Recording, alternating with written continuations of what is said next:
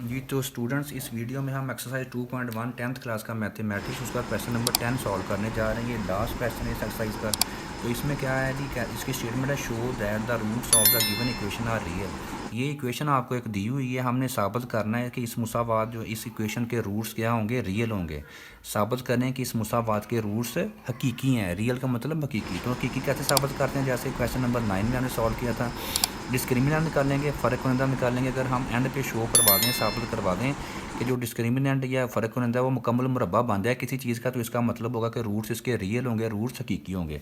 तो ये मुसावात भी स्टैंडर्ड फॉर्म में है, a x square plus b x plus c is equal to 0। तो अब हम सबसे पहले इसका कंपेयर करेंगे standard form a x square plus b x plus c is equal to 0 के साथ। तो ए की वैल्यू हमारे पास कितनी आ जाएगी, इसका सोल्यूशन सेट जो है ए की वैल्यू आ जाएगी बी माइनस सी। ठीक हो गया। एक्स स्क्र के साथ ये वाली जो टर्म है ये ए की वैल्यू है। उसके बाद एक्स के साथ जो कुछ भी हो वो बी की वैल्यू, अगर माइनस में हो तो माइनस साथ आएगी। बी की वैल्यू है सी माइनस ए के बराबर है जी हमारा बी इसमें। उसके बाद ए की वैल्यू लिख ली, बी की वैल्यू, और ये वाली टर्म जो है ये किसकी वैल्यू आ जाएगी, सी आ जाएगा हमारे पास ए माइनस बी। ठीक हो गया। ए बी सी की वैल्यू लिख ली है। अब हमने फार्मूला लिखना है, कौन सा याद होगा आपको, फ़र्क होने वाला डिस्क्रिमिनेंट वाला फार्मूला। वो किसके बराबर होता है, बी स्क्र माइनस 4ac। ठीक हो गया। अब हमने क्या करना है, इसमें ए बी सी की वैल्यूज़ पुट करनी है। जैसे ही हम वैल्यूज़ पुट करेंगे इसमें, एंड पे अगर हमारा फ़र्क कुनंदा या डिस्क्रिमिनेंट कंप्लीट स्क्वायर बन जाए तो इसका मतलब होगा कि इसके रूट्स जो है वो रियल होंगे।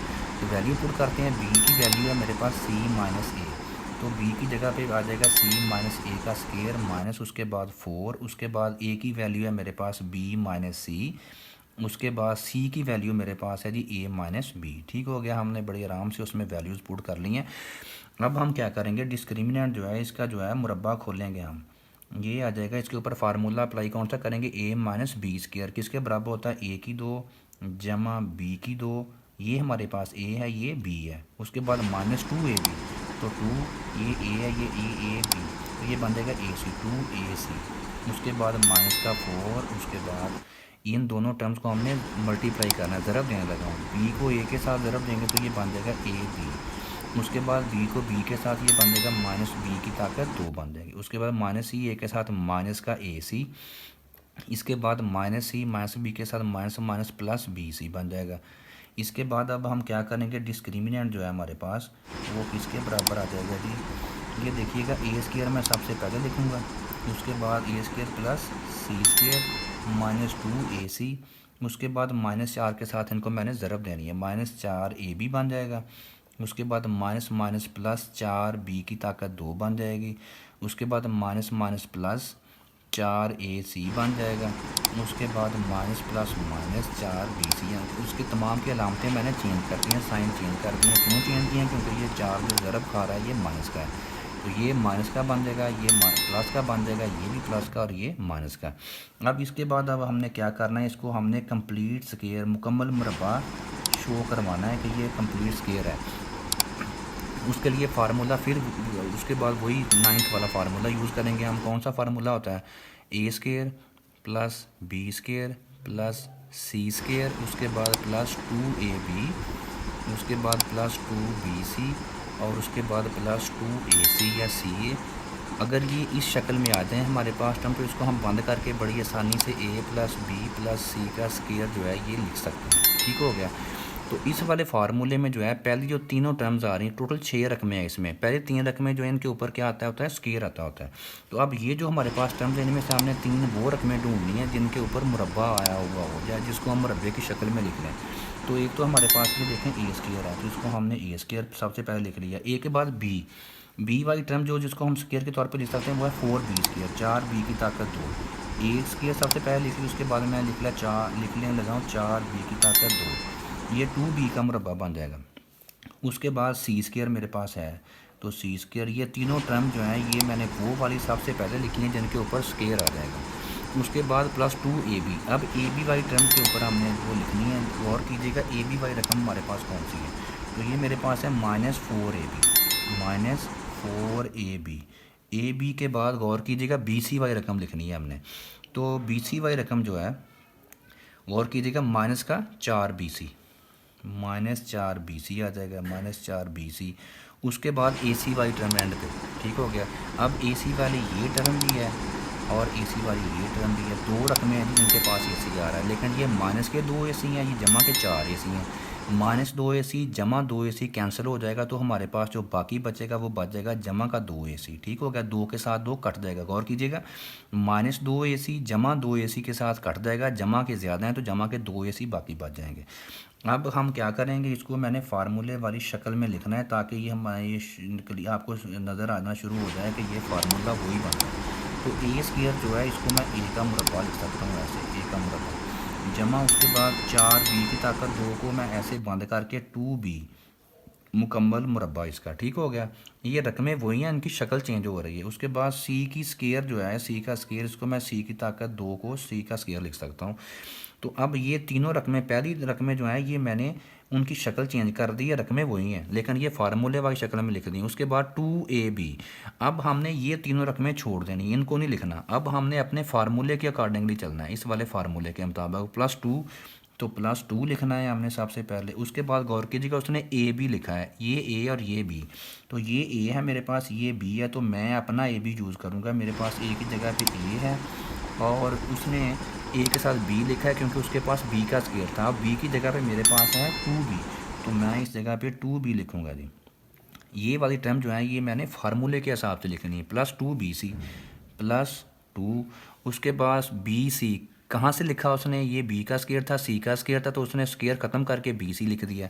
मेरे पास ये बी है, ये सी है, स्क्वायर ख़त्म करूँगा तो बी की जगह पे मेरे पास है 2b लिख दिया मैंने स्क्वायर ख़त्म करके। उसके बाद उसने सी लिखा है, तो सी की जगह पे मेरे पास सी है, तो सी लिख दिया मैंने।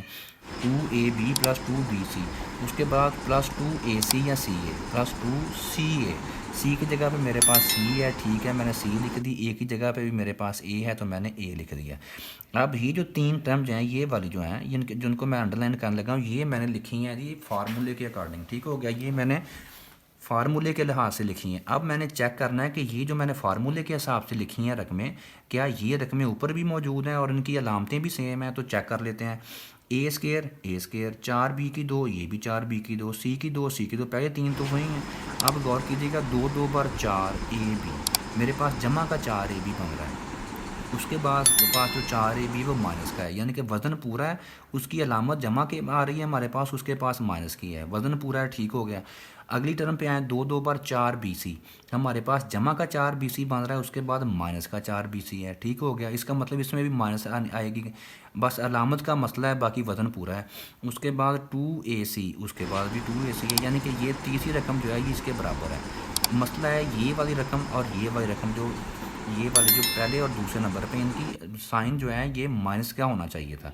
तो माइनस में इसको लाने के लिए मैंने एक पहले पार्ट में भी किया था, आपको बताया था मैंने उस वक्त कि ये जो 2b है इसके साथ अगर हम माइनस लगा दें, गौर कीजिएगा, ये जो 2b है इसको मैं ऐसे करूँ, अगर ब्रैकेट में इसको मैं -2b कर दूँ, तो अब गौर कीजिएगा, -2b का अगर हम मुरब्बा लेंगे तो -2 का मुरब्बा कितना होता है, जमा का 4 बन जाएगा, b का बन जाएगा b की 2। ठीक हो गया, इसके ऊपर कोई फ़र्क नहीं पड़ा।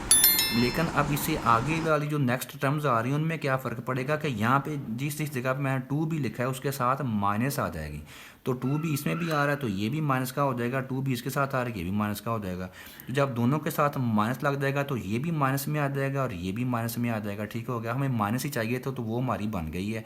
अब इसमें जो थर्ड टर्म है इसमें चूँकि 2b आ नहीं रहा तो इसमें हमने वैल्यू पुट नहीं करनी, इसमें माइनस साथ नहीं लगेगा, माइनस वहीं साथ लगेगा जिस जगह पे 2b आ रहा है।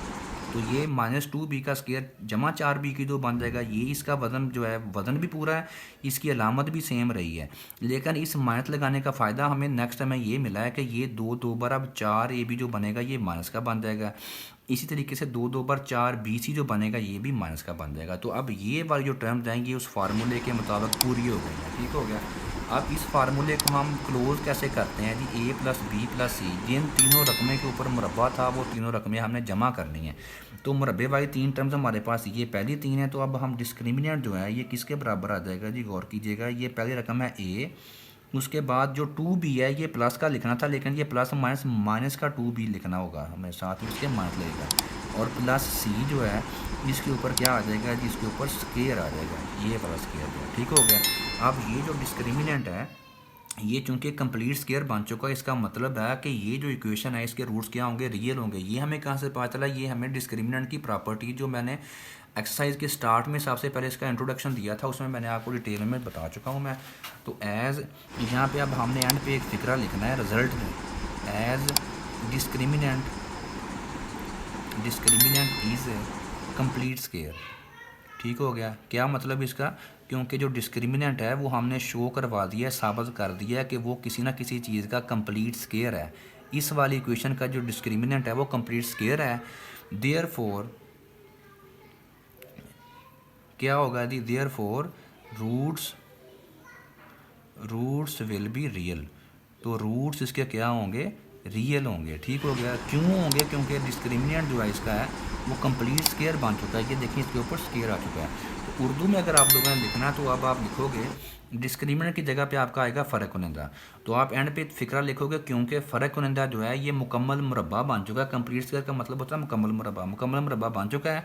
लिहाजा ये जो मुसावा दी गई है इसके रूट्स क्या होंगे, हकीकी होंगे, रियल होंगे, हकीकी होंगे। तो इसके साथ ही हमारी एक्सरसाइज 2.1 कंप्लीट हो गई है। इसमें मैंने कोशिश की है कि हर एक क्वेश्चन को डिटेल में बताऊं, आप लोगों को कोई स्टेप जो है उसकी वो मिस ना करूं, ताकि आपको अच्छे तरीके से समझ आ जाए। इसके बाद हम 2.2 की तरफ बढ़ने जा रहे हैं। तो 2.2 का सबसे पहले मैं इंट्रोडक्शन जो है वो आपको उसके ऊपर एक वीडियो बनाने जा रहा हूँ। बहुत इंपॉर्टेंट होता है किसी भी एक्सरसाइज को हल करने से पहले, सबसे पहले उसका इंट्रोडक्शन जो है उसकी वीडियो बहुत ज़रूरी होती है, गौर से देखिएगा। तो फर्स्ट चैप्टर जो है वो भी उसकी कंप्लीट मैंने वीडियोस अपलोड कर चुका हूँ। तो अपने दोस्तों के साथ वीडियो को शेयर करना है आप लोगों ने, और हमारे साथ साथ तैयारी करनी है ताकि आपके मैथ में 10th क्लास का मैथमेटिक्स में पूरे नंबर आ सकें। इसके साथ साथ 9th के मैथ की वीडियोस भी एक दो, ये जब मैं दूसरा चैप्टर कंप्लीट कर दूंगा उसके बाद 9th का जो फर्स्ट चैप्टर है वो अपलोड करूँगा। तो आप लोगों ने चैनल फिजिक्स मैथ हाउस को सब्सक्राइब करना है, दोस्तों के साथ शेयर करना है और साथ साथ तैयारी करते रहना है। ठीक हो गया। और मज़ीद कोई मसला मसाइल हो, किसी भी स्टेप की समझ ना आए, किसी भी एक्सरसाइज के, किसी भी क्वेश्चन की, तो आप लोग मुझे कमेंट्स में बता सकते हैं। वो मैं आपको उसकी जो है वो गलत फहमियाँ आपकी जो या कन्फ्यूजन होगी वो आपकी इंशाल्लाह दूर करूँगा। तो देखते रहिएगा जी फिजिक्स मैथ हाउस। बहुत शुक्रिया। अल्लाह हाफिज़।